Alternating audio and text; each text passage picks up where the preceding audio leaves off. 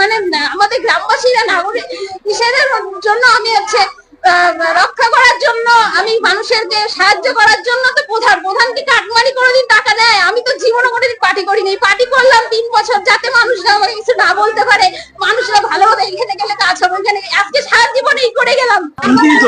আর প্রধানের স্বামী একদম বাড়ি 2টার সময় করে যাইতো মদ খায়া, বাড়িঘর ভাঙচুর, মেয়েকে উঠানো, আমার বরকে মারা, আমার ছেলেকে উঠানো।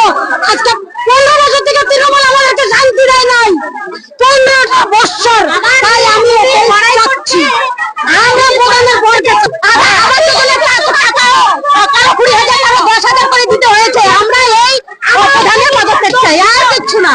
আর কিছু না, এখন ওরা রিটেন দিতে হবে না। ওরা বলছে আসবে, খাতা নিয়ে আসবেন, রিটেন করে দেবেন। আপনার স্বামীর বিরুদ্ধে অভিযোগ রয়েছে। স্বামীর বিরুদ্ধে কি অভিযোগ রয়েছে? কাটমানি দিয়েছে, তাদেরকে মারধর করেছে বলে। কে বলছে? কোনোদিনও না। আমি প্রধান একজন, ওনার ওয়াইফ। কোনোদিন ওই বুকে হাত দিয়ে বলছি, কোনোদিনও মারিও নি, আর ওকে কারো টাকা নেও নি। আসলে আপনাদের দেখে মনে হচ্ছে যে ও কারো কাটমানি টাকা নিয়ে ওরা খেয়ে বাঁচবে।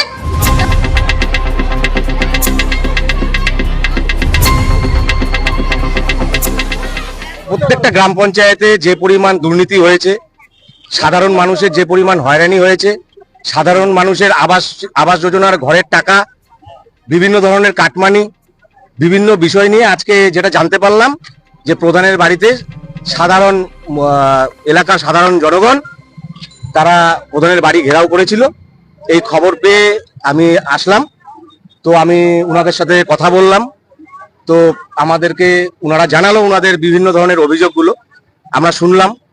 এই বিষয়ে আগামী দিনে কি পদক্ষেপ নিব সেটা আমরা আমাদের অঞ্চল কমিটি এবং আমাদের অঞ্চলের যারা পঞ্চায়েত মেম্বার আছে আমরা আগামী দিনে সিদ্ধান্ত নিব আমরা কি প্রসেসে যাব।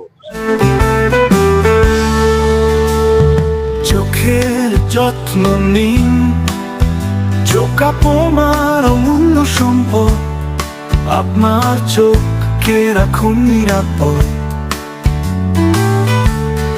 চোখের যে কোনো সমস্যায় চলে আসুন, জয়নগর রক্ততলায় সুপ্রাচীন চক্ষু চিকিৎসা কেন্দ্র আইসেফে। চক্ষু চিকিৎসা মানেই আইসেফ, জয়নগর রক্ততলা মোড়।